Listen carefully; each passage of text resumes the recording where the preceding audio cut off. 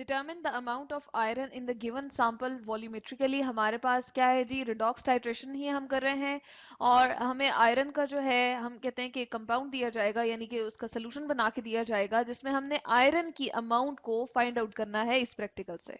ठीक है, तो इसके लिए हम फर्स्ट ऑफ ऑल इस प्रैक्टिकल के लिए प्रिंसिपल देख लेते हैं। हमारे पास ये बेसिकली रिडॉक्स टाइट्रेशन है। ठीक है, इसमें हम क्या यूज कर रहे हैं जी, KMnO4 यूज कर रहे हैं और साथ में आयरन सल्फेट का हाइड्रेटेड सोल्यूशन यूज करेंगे, क्योंकि हमने कहा है कि हमने आयरन की अमाउंट फाइंड आउट करनी है, जो कि हमें सोल्यूशन दिया गया है आयरन का, आयरन सल्फेट हाइड्रेटेड हमारे पास है वो सोल्यूशन, और उसको जो है उसमें से हम आयरन की अमाउंट को फाइंड करेंगे। अब हमारे पास जो KMnO4 है वो ऑक्सीडाइजिंग एजेंट है और वो क्या करेगा जी, आयरन सल्फेट के सोल्यूशन को क्या करेगा, ऑक्सीडाइज करेगा। ठीक है, उसके बाद हम देख लेते हैं हमारे पास स्टैंडर्ड सोल्यूशन क्या है। हम स्टैंडर्ड सोल्यूशन जो है वो KMnO4 यूज कर रहे हैं और ये हमारे पास इस स्टैंडर्ड सोल्यूशन किस तरह से है जी, इसकी मोलैरिटी हमें जो है वो नोन है। ठीक है, 0 हम कहते हैं कि 0.01 मोलर हमारे पास KMnO4 जो है यहाँ पर यूज किया जा रहा है। उसके बाद इंडिकेटर की अगर बात करें तो इंडिकेटर इटसेल्फ KMnO4 हमारे पास खुद है, क्योंकि कलर्ड हमारे पास ये सोल्यूशन होता है। जब ये हमारे पास एंड पॉइंट क्या देगा जी, हमारे पास जो आयरन सल्फेट का सोल्यूशन होगा जो कि कोनिकल फ्लास्क में हम लेंगे और हम ब्यूरिट से KMnO4 का सोल्यूशन उसमें ऐड करते चले जाएंगे, तो जब हमारे पास टाइट्रेशन कंप्लीट हो जाएगी तो एंड पॉइंट हमारे पास किस तरह से अपेयर होगा, लाइट पिंक फॉर्म में। इसके लिए हम एपरेटस देख लेते हैं, हमें क्या क्या रिक्वायर्ड है। हमें ब्यूरेट रिक्वायर्ड होगा, ब्यूरेट के साथ साथ हमें क्या लेना है जी, फनल भी हमें रिक्वायर्ड होगा। इसके अलावा हमें स्टैंड चाहिए विद क्लैंप और उसके साथ साथ हमें पाइपेट भी रिक्वायर्ड होगा और कॉनिकल फ्लास्क हमने यूज करना है। केमिकल्स में हम देख लेते हैं कि हमें 0.01 मोलर KMnO4 का सोल्यूशन चाहिए जो कि स्टैंडर्ड सोल्यूशन है और फेरिक सल्फेट का सोल्यूशन भी हमें रिक्वायर्ड होगा। केमिकल इक्वेशन की अगर हम बात करें तो KMnO4 सोल्यूशन हम जो है वो यूज करें, 2 मोल्स उसके यूज होंगे और 3 मोल्स ऑफ H2SO4 के साथ वो रिएक्ट करेगा, तो K2SO4 2MnSO4 और 3 मोल्स ऑफ वाटर जनरेट होंगे और 5 हमारे पास एटॉमिक ऑक्सीजन जो है यहाँ पर जनरेट होंगी। उसके बाद क्या होगा जी, हमारे पास 2 मोल्स ऑफ FeSO4, हम जो फेरिक सल्फेट का सोल्यूशन यहाँ पर यूज कर रहे हैं, हम लिखते हैं FeSO4 डॉट 7H2O, क्योंकि हम कह रहे हैं हाइड्रेटेड सोल्यूशन है हमारे पास, इसलिए 7 मॉलिक्यूल्स ऑफ वाटर यहाँ पर होंगे।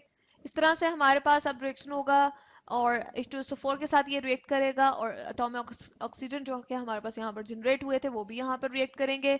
तो इसके हमारे पास प्रोडक्ट क्या क्या बनेगी जी, हम यहाँ पर लिखते हैं Fe2SO4 होल थ्राइस। ठीक है, अब हम क्या देख रहे हैं जी, यहाँ पर हमारे पास यहाँ पर ऑक्सीजन की क्वांटिटी आयरन के पास जो थी वो हमारा हम देख रहे थे कम थी, अब क्या हुई है, Fe2SO4 होल थ्राइस हमारे पास बन गया, तो ऑक्सीडेशन हो गई है इसकी। ठीक है, ओवरऑल भी हम रिएक्शन को देखते हैं, हमारे पास यहाँ पर क्या बन जाएंगे 15 मोल्स ऑफ H2O और इस होल इक्वेशन को हमें 5 से मल्टीप्लाई करना पड़ेगा, क्योंकि यहाँ पर 5 एटॉमिक ऑक्सीजन जनरेट हो रहे थे, तो इसको इस वाली इक्वेशन के साथ बैलेंस करने के लिए हमें क्या करना पड़ेगा, होल इक्वेशन को 5 से मल्टीप्लाई करना पड़ेगा।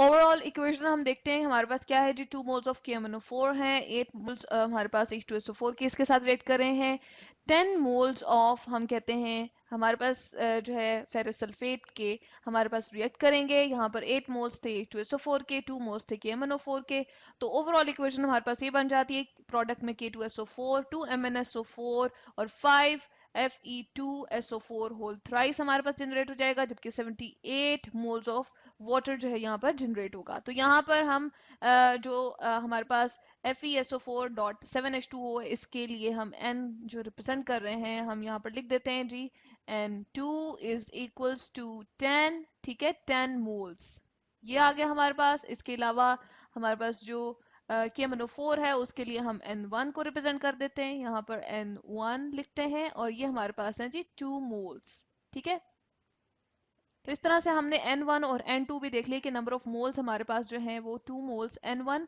हम उससे रिप्रेजेंट कर रहे हैं 2 मोल्स के लिए, KMnO4 को यहाँ पर उसके नंबर ऑफ मोल्स को रिप्रेजेंट कर रहे हैं, जबकि FeSO4.7H2O हाइड्रेटेड जो हमारे पास सोल्यूशन है फेरिक सल्फेट का उसके लिए हम N2 रिप्रेजेंट कर रहे हैं उसके नंबर ऑफ मोल्स के लिए और वो हमारे पास 10 मोल्स हैं। ब्यूरेट को जी सबसे पहले हम क्या करेंगे, हम रिंस करेंगे अच्छे तरीके से इसको, हम जो है वो साफ कर लेंगे, ठीक है, एथेनॉल से। और उसके बाद हमने क्या करना है, इसको हमने प्रॉपरली यहाँ पर जो है वो फनल यहाँ पर फिट करना है। उसके बाद हम क्या करेंगे, KMnO4 इसमें से जो है वो पास थ्रू करेंगे, ठीक है। ये हमने अच्छे तरीके से इसको KMnO4 से भी रिंस कर लिया। और ये हम इसलिए रिंस करते हैं KMnO4 से कि अगर हमारे पास इससे ब्यूरेट के अंदर पहले से वाटर के कुछ हमारे पास अगर मॉलिक्यूल्स मौजूद हैं, या फिर हमने जो एथेनॉल वगैरह यूज किया था, तो वो अगर इसमें स्टक रह गए हैं, तो KMnO4 जो हम रिंस कर रहे हैं इसके थ्रू, ठीक है, इसके पास कर रहे हैं हम, ब्यूरेट के अंदर से पास कर रहे हैं, तो इसलिए हम कर रहे हैं ताकि हमारे पास वो पहले से मौजूद जो मॉलिक्यूल्स हैं वो नए आने वाले KMnO4 यानी कि हम दोबारा से जब ऐड करेंगे और उसके अकॉर्डिंग हमने रीडिंग लेनी है, उसको हमारे पास क्या है वो खराब नहीं करेंगे, और उसकी कॉन्सेंट्रेशन को भी जो है वो, तो इस तरह से हमारे पास जो हम कॉन्सेंट्रेशन यूज कर रहे हैं वो हमारे पास एग्जैक्ट कॉन्सेंट्रेशन होगी KMnO4 की। और इस तरह से हम क्या करेंगे, अब यहाँ पर हम फिल करेंगे ब्यूरेट को, फनल हमने यहाँ पर पुट किया हुआ है, और उसके बाद हम KMnO4 को यहाँ पर फिल कर रहे हैं। अब यहाँ पर हमने इसको क्या किया है जी, बिल्कुल बिल्कुल हमने यहाँ पर अप टू द मार्क उसको फिल कर लिया, यानी कि जीरो हम यहाँ पर ग्रेजुएशन देख रहे हैं, जीरो मार्क देख रहे हैं। और चूंकि हमारे पास KMnO4 एक कलर सोल्यूशन है, यहाँ पर हम ले रहे हैं, कलर्ड है हमारे पास ये, तो इसकी हम अपर मेनिस्कस को देखेंगे कि वो क्या करे, यहाँ पर हमारे पास जीरो इस लाइन को, मार्क को क्या करे, टच करे। तो यहाँ तक हमने KMnO4 को zero up to the mark, यानी कि ये जो हमारे पास जीरो मार्क है वहां तक फिल कर लिया है ब्यूरेट में। यहाँ पर हम क्या करते हैं जी, हमने KMnO4 को जो है ब्यूरेट में फिल कर लिया, ठीक है, अप टू द मार्क हमने उसको फिल कर लिया, और रीडिंग हम नोट डाउन कर लेते हैं, जो कि हमारे पास जीरो तक था। हम अपर मेनिस्कस को देख रहे होते हैं कलर्ड सोल्यूशन के केस में, जबकि यहाँ पर हमने जो है आयरन सल्फेट का सोल्यूशन हमने लिया हुआ है, ठीक है, और इसके अलावा सल्फ्यूरिक एसिड हमने लिया हुआ है। हम क्या करेंगे जी, हम 10 ml जो है आयरन सल्फेट के सोल्यूशन को बीच में डालेंगे कोनिकल फ्लास्क में, और सल्फ्यूरिक एसिड की भी हम जो है वो हाफ टेस्ट ट्यूब ऑलमोस्ट हम उसका सोल्यूशन जो है वो डाल लेंगे, और दोनों को क्या करेंगे, स्विर्ल करेंगे अच्छे तरीके से एक दूसरे में, हम कहते हैं कि हम हल कर लेंगे। अब हम क्या करेंगे जी, स्विर्ल करते हुए हम KMnO4 जो ब्यूरेट में हमने अप टू द मार्क किया हुआ था उसके नीचे हम कोनिकल फ्लास्क को रखेंगे, ठीक है। नीचे हमने व्हाइट पेपर जो है वो रखा हुआ है, क्योंकि ओरिजिनली हमारे पास, इनिशियली हमारे पास सोल्यूशन कलर लेस है, ठीक है, ये वाला। और हम कह रहे हैं कि इनिशियली हमारे पास ये जो सोल्यूशन है ये कलरलेस है। KMnO4 जब हम ऐड करेंगे तो एंड पॉइंट, जब हमारे पास ये टाइट्रेशन कंप्लीट हो जाएगी तो एंड पॉइंट हमारे पास क्या आएगा जी, हमारे पास लाइट पिंक कलर का सोल्यूशन आएगा। अब हम क्या कर रहे हैं, ड्रॉप वाइज जो है हम, ड्रॉप वाइज हम यहाँ पर देख रहे हैं कि हम ऐड करते जा रहे हैं KMnO4 का सोल्यूशन, और इस तरह से हम देखते चले जाएंगे कि हमारे पास जो है इसका कलर जो है वो लाइट पिंक की तरफ चलता जाएगा। हम कहते हैं कि हम KMnO4 को बीच में ऐड करते जा रहे हैं, ड्रॉप वाइज हम इसमें KMnO4 का सोल्यूशन ऐड करते जा रहे हैं, और देखते जा रहे हैं कि हमारे पास इसका कलर जो है वो क्या हो जाएगा जी, लाइट पिंक होता चला जाएगा। यहाँ पर हम देख रहे हैं कि हम क्या कर रहे हैं, इसको आहिस्ते आहिस्ते इसमें KMnO4 के ड्रॉप्स ऐड करते जा रहे हैं, और ये हमारे पास लाइट पिंक कलर जो है वो ऑब्टेन हो जाता है। ऑब्जर्वेशन एंड कैलकुलेशन में हम यहाँ पर फिल करते हैं जी, जो हमने टेबल बनाया हुआ है, इनिशियल रीडिंग हमारे पास क्या थी, 0 ml थी, यानी कि 0 cm³ भी हम कह सकते हैं। और उसके बाद हमारे पास क्या था जी, फाइनल रीडिंग हमारे पास इसकी क्या आई थी, 10 ml हमारे पास जो है KMnO4 यूज हुआ था। इस तरह से फाइनल में से इनिशियल हम माइनस करते हैं तो हमारे पास क्या आ जाएगा जी, वॉल्यूम ऑफ KMnO4 सोल्यूशन जो यूज हुआ है वो 10 ml है। उसके बाद हम नेक्स्ट रीडिंग लेंगे, यानी कि हम कोनिकल फ्लास्क में अगेन 10 ml जो है हम आयरन सल्फेट का सोल्यूशन ले लेंगे, और उसके बाद H2SO4 उसमें हाफ टेस्ट ट्यूब ऐड करेंगे, तो 10 ml से KMnO4 की हम ब्यूरेट से रीडिंग देखना शुरू करेंगे, तो हम देखते हैं कि हमारे पास क्या आ जाता है जी, 20.1 ml हमारे पास आ जाता है, ठीक है। तो इस तरह से जब हम फाइनल में से इनिशियल रीडिंग माइनस करेंगे तो हमारे पास क्या आ जाएगा, तो हमारे पास क्या आएगा जी, यहाँ पर हम लिखते हैं 10.1 ml हमारे पास जो है वो इसका KMnO4 का यूज होगा। नेक्स्ट हम रीडिंग अगेन लेंगे, तीन कंकॉर्डेंट रीडिंग हमने लेनी होती है। इनिशियल हमारे पास रीडिंग क्या कहाँ से स्टार्ट होगी, 20.1 से, और फाइनल हम देखते हैं कि जब हमारे पास जो है एंड पॉइंट आ जाता है लाइट पिंक, तो हमारे पास KMnO4 जो है वो फाइनल रीडिंग क्या देता है ब्यूरेट के अंदर, हम देखते हैं कि उसका लेवल क्या हो जाता है, फाइनल हमारे पास रीडिंग आती है जी 30 ml यानी कि 30 cm3। और इस तरह से जब हम माइनस करते हैं इसमें से इनिशियल रीडिंग को तो 9.9 ml जो है हमारे पास आ जाता है KMnO4 का जो वॉल्यूम हमारे पास यूटिलाइज हुआ है। इसकी हम एवरेज ले लेते हैं 10 प्लस हमारे पास क्या है जी 10.1 प्लस 9.9। ठीक है, तो हमारे पास ये 30 आ गया, इसको हम डिवाइड करेंगे 3 के साथ। ठीक है, तो हमारे पास आ जाएगा 10 ml, तो हम लिखेंगे 10 ml। तो इस तरह से हमारे पास जो वॉल्यूम ऑफ KMnO4 है वो आ गया है। इसको हम इस तरह से भी लिख सकते हैं, V1 से रिप्रेजेंट करते हैं जी। वॉल्यूम ऑफ KMnO4 यूज्ड उसको हम V1 से रिप्रेजेंट करते हैं जो कि 10 ml आया है। उसके बाद वॉल्यूम ऑफ आयरन सल्फेट जो कि हमने कोनिकल फ्लास्क में लिया था वो कितना था हमारे पास, वो भी हमारे पास हम कहते हैं कि 10 ml हमने लेकर यूटिलाइज किया था, इसलिए V2 से रिप्रेजेंट कर दिया है हमने यहाँ पर। जबकि इसके नंबर ऑफ मोल्स की अगर हम बात करें आयरन सल्फेट के नंबर ऑफ मोल्स की जो कि हाइड्रेटेड हमारे पास यहाँ पर है, उसको हम किस तरह से रिप्रेजेंट करते हैं, number of moles of iron sulphate reacting उसको हम रिप्रेजेंट करते हैं जी N2 से। और ये हमारे पास है, हम यहाँ पर लिखते हैं 10 मोल्स। नंबर ऑफ मोल्स यहाँ पर KMnO4 के जो हमारे पास रिएक्ट कर रहे थे हमने केमिकल इक्वेशन में देखा 2 मोल्स थे। उसके बाद मोलैरिटी ऑफ KMnO4 सोल्यूशन जो है वो हमारे पास हम किससे रिप्रेजेंट करेंगे जी M1 से रिप्रेजेंट करेंगे। ठीक है, यहाँ पर हम ले आते हैं M1 हमारे पास क्या है, मोलैरिटी ऑफ KMnO4 सोल्यूशन, यहाँ पर हम लिखते हैं। और उसके बाद ये हमारे पास कितनी है जी, इसको हम यहाँ से हम देख लेते हैं, हमारे पास है 0.01 मोलर। ठीक है, उसके बाद हमने मोलैरिटी ऑफ जो हमारे पास आयरन सल्फेट का सोल्यूशन है उसको फाइंड आउट करना है।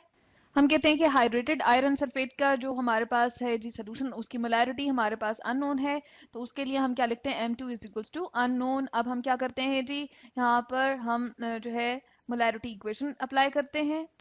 ये आगे जो है जी हमारे पास molarity equation M1V1 over N1 जो है हम रिप्रेजेंट कर रहे हैं KMnO4 के लिए। ठीक है, और इसके साथ साथ हम देख रहे हैं कि M2V2 ओवर N2 जो है आयरन सल्फेट के सोल्यूशन के लिए हम रिप्रेजेंट कर रहे हैं।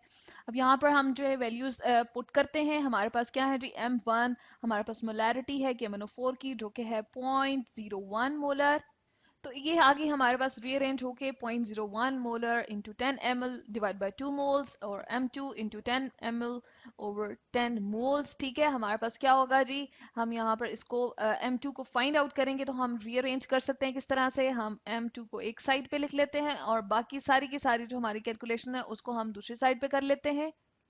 हमारे पास क्या मौजूद है जी, हम इसको लिखते हैं हमारे पास इक्वल की उस साइड पे 0.01। ठीक है, हम यहाँ पर सिर्फ और सिर्फ वैल्यूज लिख लेते हैं 10 डिवाइडेड बाय 2। ये 10 उधर जाएगा तो हमारे पास मल्टीप्लाई हो जाएगा और ये 10 उधर जाएगा तो डिवाइड हो जाएगा। तो इस तरह से हम इसको कैंसिल आउट कर देते हैं और हमारे पास ये जो है इस तरह से वैल्यूज आ जाएंगी। अब हम क्या करते हैं, इसको कैलकुलेट कर लेते हैं 0.01 इंटू 10, ये आ गया हमारे पास डिवाइडेड बाय 2, तो ये हमारे पास आ जाता है 0.05 मोलर। तो यहाँ पर हम लिखते हैं 0.05 मोलर। तो इस तरह से हम देखते हैं कि आयरन सल्फेट जो कि हम हाइड्रेटेड सोल्यूशन उसका यूज कर रहे थे उसकी मोलैरिटी हमें फाइंड आउट हो गई है। अब हम क्या करते हैं जी, amount of iron dissolve per dm cube उसको निकालते हैं, क्योंकि हमने मोलैरिटी से उसकी अमाउंट को निकालना है। तो हम यहाँ लिखते हैं अमाउंट, जो कि हम फॉर्मूला यहाँ पर यूज करेंगे अमाउंट ऑफ, हम लिखते हैं आयरन, ये हम फॉर्मूला यूज करेंगे। हमारे पास क्या है जी, amount of iron dissolve per dm cube is equal to molarity into atomic weight. ठीक है, तो मोलैरिटी हमारे पास क्या आ गई है जी 0.05 मोलर हमने कहा, हम लिखते हैं 0.05 इनटू एटॉमिक वेट हमारे पास कितना है जी, आयरन का 56, तो हम इस यहाँ पर लिखते हैं उसकी वैल्यू 56। तो उसके बाद हम कैलकुलेट करके देख लेते हैं, हमारे पास क्या है 0.05 इंटू 56, यहाँ पर हम लिखते हैं 56 इज इक्वल टू 2.8, तो यहाँ पर हमारे पास आंसर क्या आ जाता है 2.8 ग्राम। तो इस तरह से हमने जो है इसके अंदर अमाउंट ऑफ आयरन जो है वो फाइंड आउट कर ली है और रिजल्ट हमारे पास क्या आता है जी, amount of iron dissolve per dm cube of solution is 2.8 ग्राम। तो इस तरह से हमने देखा कि हमने इस प्रैक्टिकल को सॉल्व कर लिया है और हमने किस तरह से इसको जो है वो देखा है। और हम क्या कहते हैं जी, हमने इस प्रैक्टिकल में देखा है कि हमने अमाउंट ऑफ आयरन को डिटरमिन किया है, हमें एक सैंपल ऑफ दिया गया था सोल्यूशन का और उसमें से हमने जो है आयरन की अमाउंट को डिटर्मिन कर लिया, जो कि 2.8 ग्राम हमारे पास जो है वो नोट डाउन हो गई और हमने उसको कैलकुलेट कर लिया है।